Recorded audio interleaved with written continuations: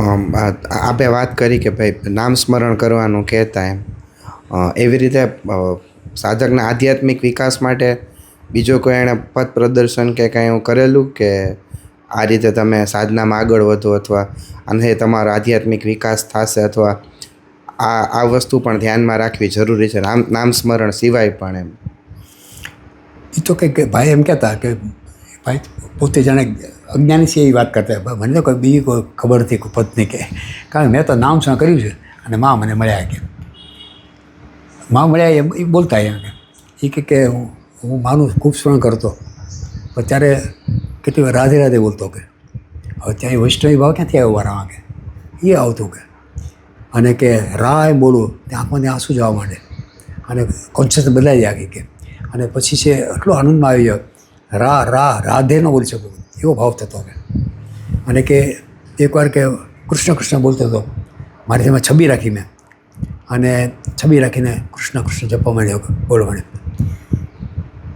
પછી ખબર પડી કે આ છબી છે તો રામની છે કે હું બોલું તો કૃષ્ણને કે અને બહાર ચેતનામાં આખી મામય છે કે એટલે પછી મને સમજાણું કે જે રામ છે જે કૃષ્ણ છે જે મા છે એક જ છે કે એટલે મારે માટે પછી ભેદ ન રહ્યો. પછી દ્રષ્ટાંતને આવ્યું કે વૃંદાવનનો એક સંત થઈ ગયા અને એનો એક શિષ્ય, એ સંત છે કૃષ્ણના ભક્ત અને શિષ્ય કાલીનો ભક્ત હતો. શ્યામા અને કાલી બે કહે ચાલા શ્યામાનો ભક્ત. તો એ છાનો મનો શ્યામાની ભક્તિ કરે અને ગુરુ છે શ્યામની ભક્તિ કરે અને ગુરુ એકવાર જોઈ ગયા કે અરે કે તું ક્યાં કરે છે, શું કરે છે આ કે શ્યામાની ભક્તિ કરે શ્યામને બદલે કે. એટલે એને થયું કે આ ગુરુ નારાજ થઈ છે એટલે એકદમ એને દિન ભાવે પ્રાર્થના કરી, हे श्यामा के अगर मेरी भक्ति सच्ची है के तो तुम श्यामा में से श्याम बन जाओगे. અને આખી મૂર્તિ કે ભાઈ કહેતા એ મૂર્તિ આખી શ્યામની બની ગઈ કે મોર પેદારી બંસીધારી કૃષ્ણ બની ગયા કે. એટલે શ્યામ અને શ્યામા અભિન્ન છે એ ભાઈ કહેતા. ભાઈ તો બીજા બધા જે કાંઈ રામ શ્યામ બધું એક જ તત્વ છે, પરબ્રહ્મ છે એક જ છે કે એના સ્વરૂપ આ રીતે લીધા આ સ્વરૂપમાં આવે આ રીતે આવે કે તમારે એનું કથા. આમ તો અનુભવ હોય છે એવી આનંદની સ્થિતિ અહીંયા આપની સમક્ષ લાગે છે. પણ હવે આજે સત્સંગની વાત છે અને આપણો સમય આપનો સમય મળ્યો છે સદગુરુની કૃપાથી, તો અને બધા પછી આ પ્રસારણ જોવાના પણ છે. તો જે પુરુષાર્થી કર્મયોગી માણસ હોય એને પરિવાર ચલાવવો છે કે સાધક હોય, આખા દિવસમાં 4 અવસ્થા એની થાય. કાં તો એ શુક્લ ધ્યાનમાં હોય, ધર્મ ધ્યાનમાં હોય, રૌદ્ર ધ્યાનમાં હોય કે આર્ત ધ્યાનમાં હોય. આર્ત ધ્યાન એટલે કાં તો ચિંતામાં હોય, રૌદ્ર ધ્યાન એટલે કે ગુસ્સામાં હોય, ધર્મ ધ્યાન એટલે કે કાં સારા પુસ્તકોનું વાંચન કરતો હોય, શાસ્ત્રનું વાંચન કરતો હોય, આપણી જેમ સત્સંગ કરતો હોય. શુક્લ ધ્યાન એટલે ધર્મમાં માતાનો કે ધ્યાનમાં હોય કે માતાજીની સ્મૃતિમાં હોય, આનંદમાં હોય. તો આપ આખો દિવસ છેલ્લા 2 દશકાથી તો નિવૃત્તિમાં સમય પસાર કરો છો, તો ધર્મ ધ્યાનમાં આપ કઈ રીતે રહી શકો છો? આપ નામ જપથી કરી શકો તો નામ જપ ક્યારે ને કેટલો કરવાનો? કે પછી સ્મરણમાં ગુરુના કે માતાના સ્મરણમાં સમય પસાર આપ કરો છો? કે આનંદમાં રહેવા માટે આપને શું પુરુષાર્થ કરવો પડે છે કે સહજ રીતે એ પ્રાપ્ત થાય છે? નહીં તો આપ શંકરાચાર્યજીએ લગભગ કીધેલું છે એમ કે માણસની ઉંમર થઈ જાય, વાનપ્રસ્થ થઈ જાય એટલે ચિંતા એનું રમકડું થઈ જાય કે ગમે ત્યાંથી ચિંતા પકડી લે. બરાબર છે. તો આપ આર્ત ધ્યાનમાં અને રૌદ્ર ધ્યાનમાં એ સહજ વિકાર આવી જાય 5-10 મિનિટ ઓકે, પાછા તમે મેઇન ટ્રેકમાં આવવા માટેનું સાધન કયું? 24 કલાકમાંથી 18 કલાક પ્રસન્ન રહેવા માટેનું આપનું સાધન કયું? અને જે સાધક છે એના માટે અને જે ગ્રહસ્થી છે એ પણ એનો સારી રીતે વ્યવહાર ચલાવે. તો એ ધર્મ ધ્યાન મતલબ કે ભાઈ એ પોતે પ્રસન્નતાથી રહી શકે એ માટેનું એનું સાધન શું હોવું જોઈએ? એ જરા આપણા આટલા અનુભવથી અને ભાઈના આશીર્વાદથી આપ જણાવશો. એટલે ભાઈ કે અમે તો માયા ફસાયેલા જીવો છીએ, અમારાથી થાય એમ નથી.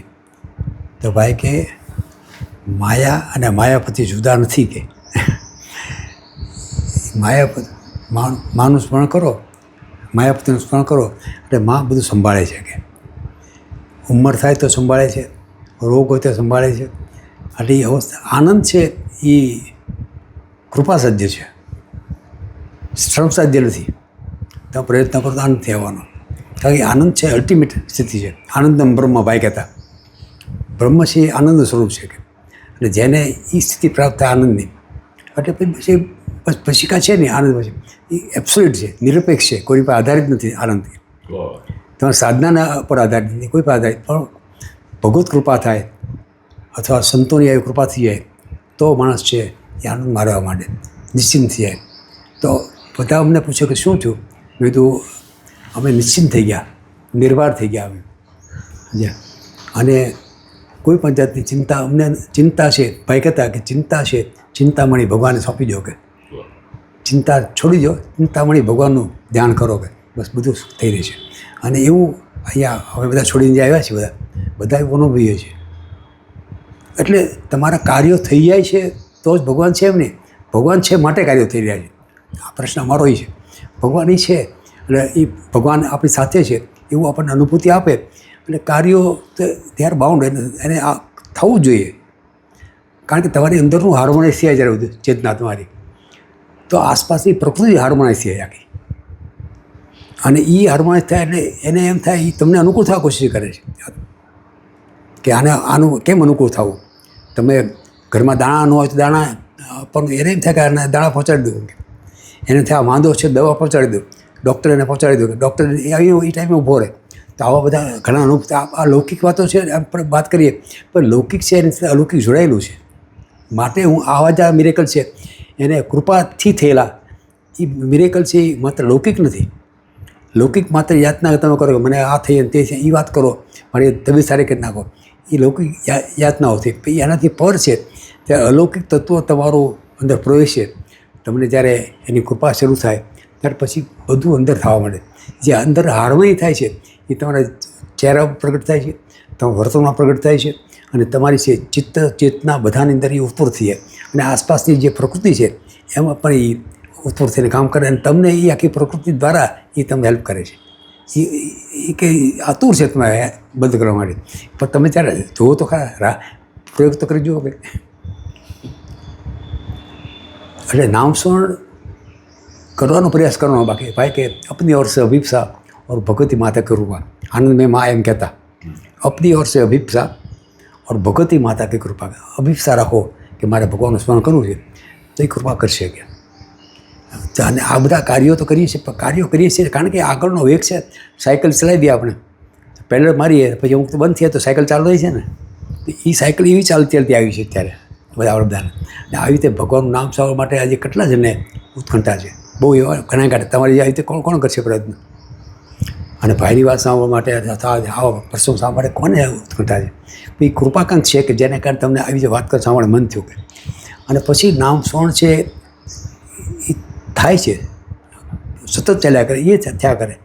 પછી ચેતનામાં જ્યારે ઉત્પન્ન થાય પછી નામ સ્મરણ નામી બેગ થઈને તમારે રહે. તમારામાં નામ પણ અલગ અને નામી અલગ એવું પછી રહે નહીં. એમ એવી જાતની અવસ્થા મૂકી દે તમારી.